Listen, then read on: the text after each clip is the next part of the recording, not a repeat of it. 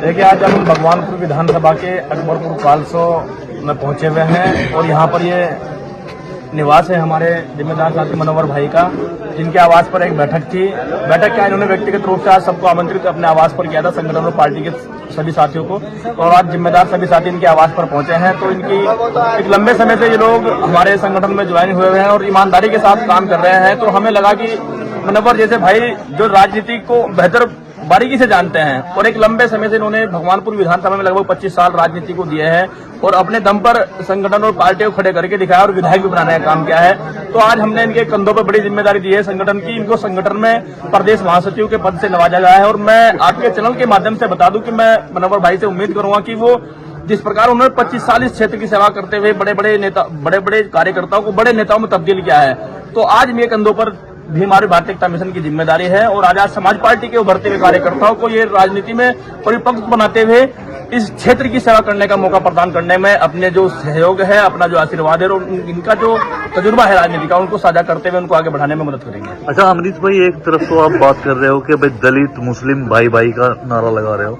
लेकिन ऋषिकेश में जो मुस्लिमों पर जुल्म हो रहा है उस पर भीम आर्मी सड़कों पर नहीं आ रही, कोई किसी तरीके का कोई ज्ञापन नहीं है, खामोश क्यों? अभी नहीं, ये आपकी गलत बात है। हम खामोश नहीं है। ऋषिकेश की मंडी में जो काम हुआ है वो बखूबी इस पर नजर बनाई हुई है और हमारी ऋषिकेश की टीम उनसे पीड़ित परिवार से मिली भी है और जल्द मैं पहुंचने का वहां पे काम भी करूंगा। हम जो ऐसा काम नहीं करते कि बिना वजह की वाहवाही लूटे।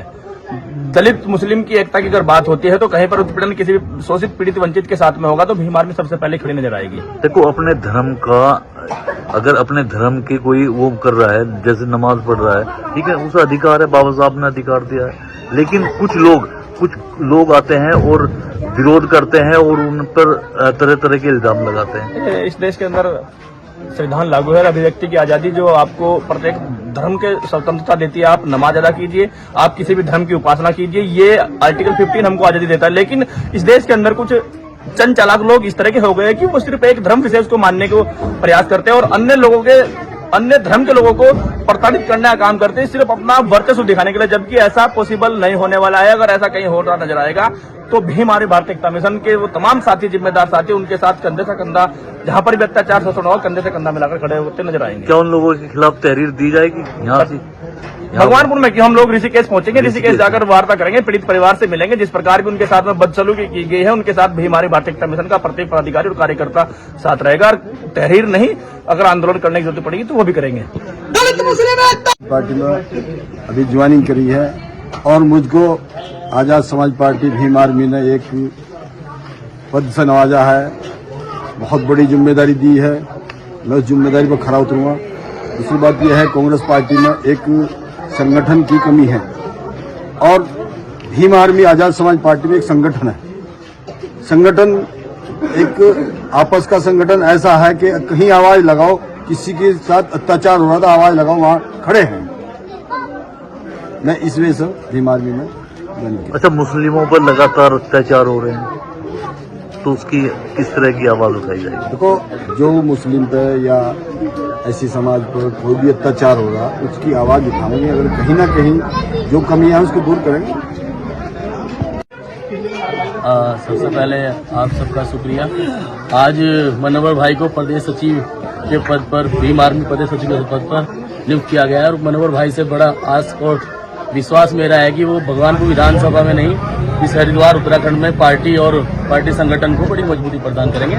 और ये मेरे साथ 3 महीने से लगातार निरंतर इस क्षेत्र में चल रहे हैं और इनकी मुझे बहुत हेल्प मिल रही है और इनका अपने समाज में और बहुत अच्छा इनका मतलब व्यवहार रहा है और इनसे लोग जुड़े हुए हैं, क्योंकि उन्होंने 25 साल कांग्रेस के साथ इन्होंने दरी बिछाई है, उसका झंडा यहाँ बुलंद किया है और लेकिन कांग्रेस ने इनके साथ हमेशा छल किया है।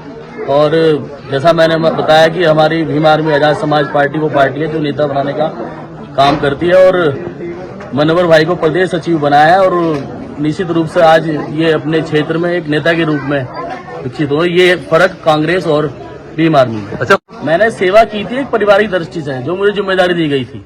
मेरे पास कोई विकास का एजेंडा नहीं था।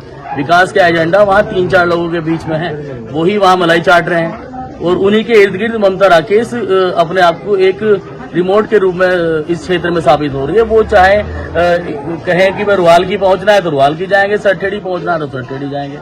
और उनका जो बेटा है, आपको बताया कि वो एक नंबर का जो है, मैं ये समझता हूँ बदतमीज इंसान है, जो अपने बड़े छोटों का भी आदर नहीं करता। और उसी की देना कि आज हम भीम आर्मी आजाद समाज पार्टी में